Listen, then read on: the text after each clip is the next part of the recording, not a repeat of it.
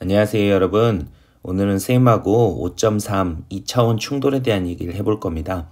우리가 앞에서 이제 1차원 충돌에서의 운동량 보존에 대한 걸 배웠는데 이번에는 이제 2차원 충돌에서의 운동량 보존을 뭔지 알아볼 건데요. 사실은 이제 2차원 충돌에서의 운동량 보존도 1차원 충돌처럼 생각해가지고 X축, Y축으로 분리하면 이제 1차원 운동량 보존으로 접근할 수 있다라는 겁니다. 간단하게 생각하면 이제 X축, Y축으로 분리해서 생각해보자라는 거죠. 왜냐하면은 결국 힘이라고 하는 것도 어떻게 되는 거냐면 fx와 fy라고 하는 성분 두 개로 분리할 수 있는 거니까 fx 성분은 x 방향으로의 운동량이 보존되게 만들 거고 y 방향으로 주고받는 힘은 y 방향으로 운동량이 보존되도록 만들 거니까요. 그죠? 우리가 힘의 운동 법칙을 F는 ma라고 하는 공식 그것만 외운다고 다가 아니고 fx, fy로 나눴던 거와 같은 원리라고 생각하면 됩니다. 그러면 지금 여러분들이 아래쪽에 보는 그림을 하나 보면은 어떤 두 물체의 충돌 상황을 설명하고 있는데요. M1이라고 하는 물체가 V1이라는 속도로 달려와가지고 M2와 물체와 약간 비껴 맞는 겁니다. 그러면은 얘가 세타만큼 비껴가지고 V1 프라임의 속도를 갖게 되고 V2 프라임의 속도를 갖게 되는 그림의 상황을 설명하고 있는데 일단 X축과 Y축을 여기서 그림에서 표시를 하고 있지는 않은데 그 X축을 어떻게 설정하는 거냐면 여러분들이 편한 대로 설정을 하는 거죠. 예를 들면은 이 그림의 문제에서는 당연히 어디를 X축으로 설정해야 되냐면 V1의 방향을 X축으로 설정하는 것이 좋을 것 같습니다. 그러면 Y축 방향으로의 속도는 처음부터 존재하지 않았기 때문에 Y축 방향으로의 초기 운동량은 0이다 라고 얘기할 수가 있거든요. 되겠습니까?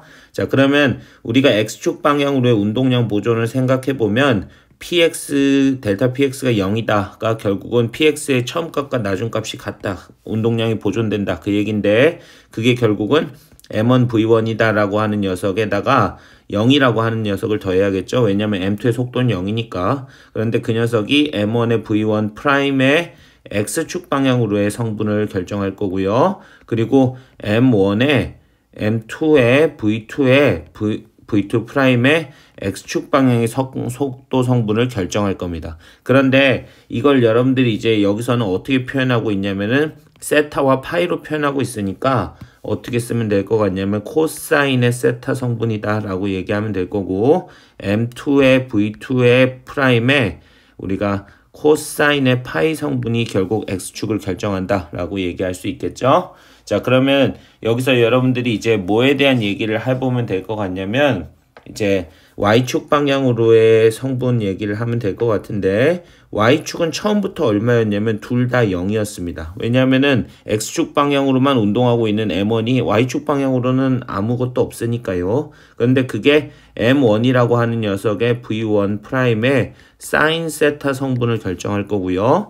그게 여러분들 원래는 여기 플러스라고 적는 게 더 적절할 것 같긴 한데 M2의 V2 프라임의 사인 파이라고 이렇게 적는 게 그냥 식을 적는 상으로는 맞기도 한데 이거를 여러분들이 이제 처음부터 V1 프라임과 V2 프라임을 어떤 양수의 속력값으로 정의를 하고 문제를 푼다라고 했을 때는 이걸 여러분들 플러스로 취급을 하기보다 둘의 방향이 일단 반대니까요.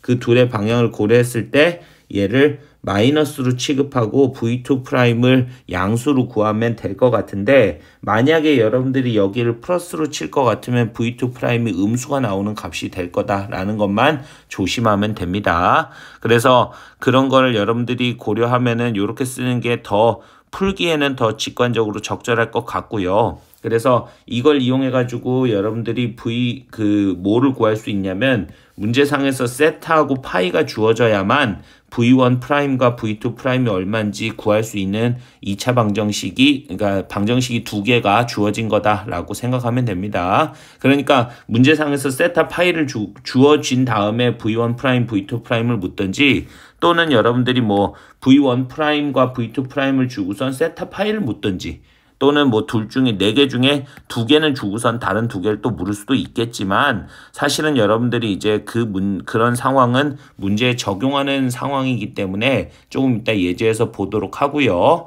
자, 그러면 우리가 지금 이 문제를 2차원 벡터 합성으로 한번 접근해 볼 건데, 똑같은 이제 상황을 벡터적으로 합성하는 것이 얼마나 이제 쉬운 방법인지를 여러분들한테 소개해 주려고 하는데요.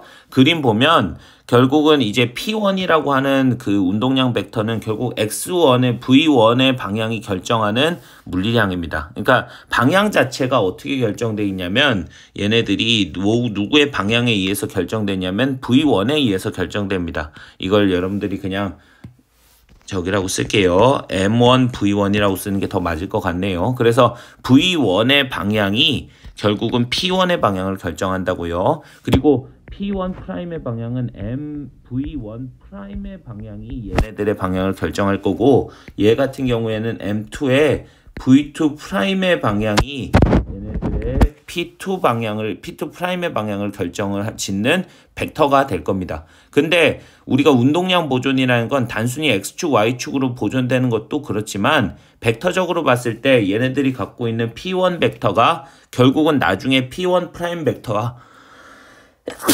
미안합니다.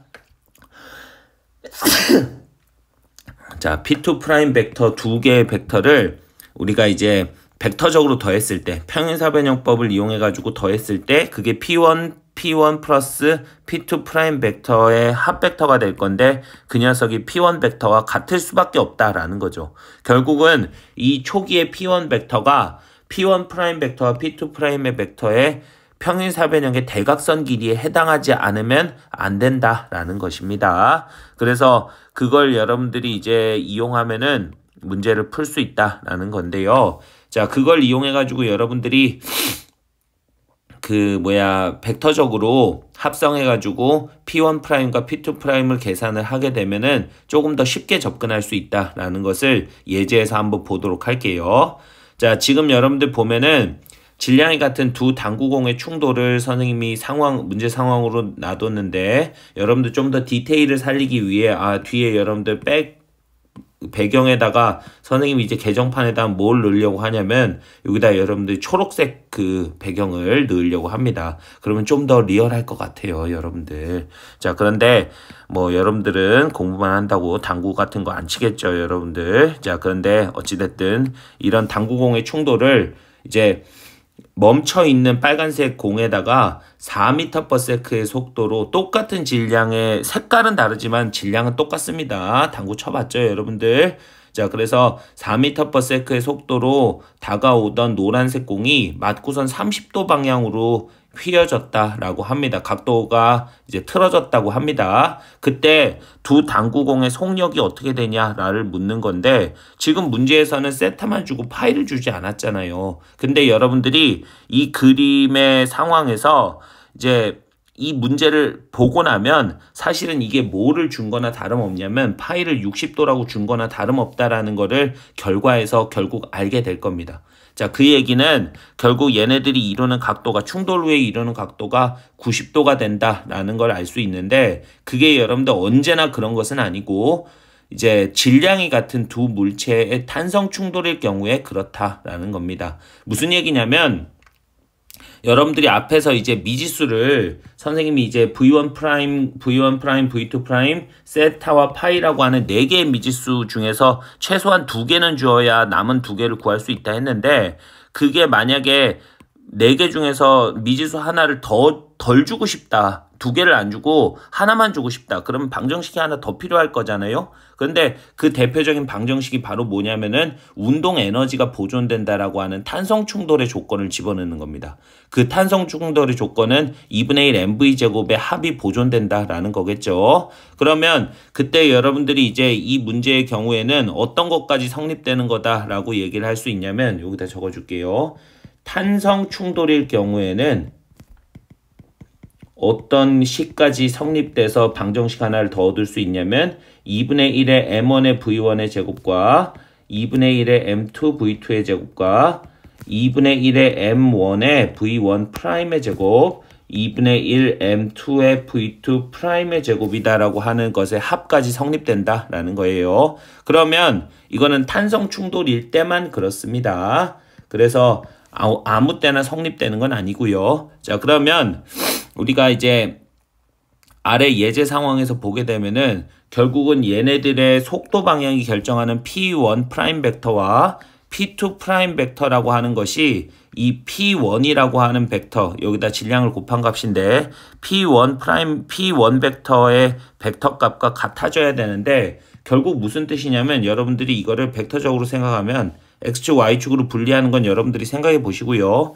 얘를 선생님이 어떤 방향과 어떤 방향으로 분리해서 오히려 나눠볼 거냐면, 있는 벡터를 가지고, 합 벡터를 가지고 30도, 60도 방향으로 분리해 볼 건데, 꼭 30도로 분리한다 그런 뜻은 아니고요. 자, 그게 30도, 60도가 되어야만 된다라는 겁니다. 일단 30도는 구해져 있으니까요. 근데 이거를 만약에 이제 여러분들이 방향을 이제 30도 방향으로 결정해가지고 남은 벡터를 그리고 나면 그게 60도가 될 수밖에 없음을 증명하는 건데요. 여기서 즉 우리가 얘네들의 벡터 값이 일단 30도 방향으로 하나가 주어져 있다라고 얘기를 했을 때, 이 남은 벡터 하나가 어떻게 60도가 되어야만 되는가는 여러분들이 이제 에너지 보존식과 운동량 보존식을 생각해 보면 알 수 있는데, 이게 여러분들 그림상에서 일단 이 그림을 그렸다라는 것 자체가 결국 운동량 보존을 그려놓은 건데,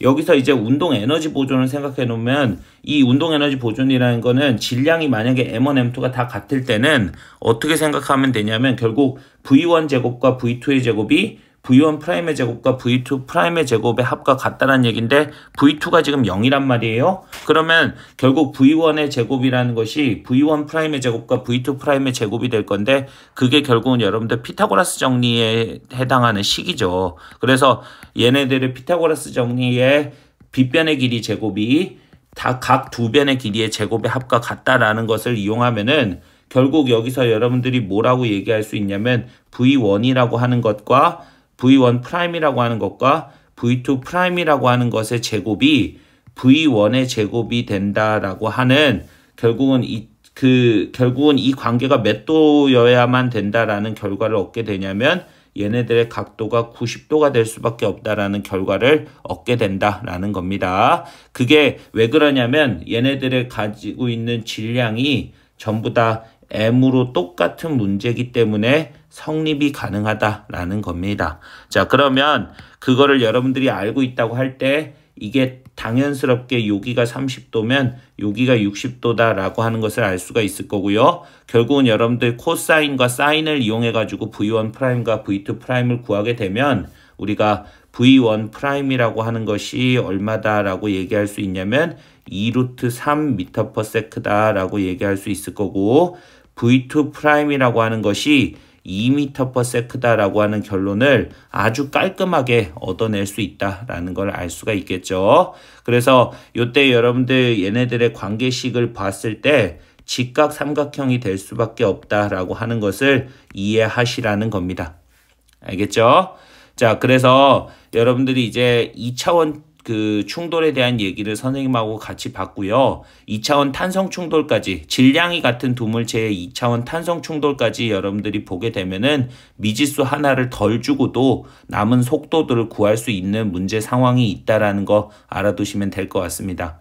자, 오늘도 여러분들 고생하셨고요. 항상 열심히 공부하시는 여러분들 응원합니다.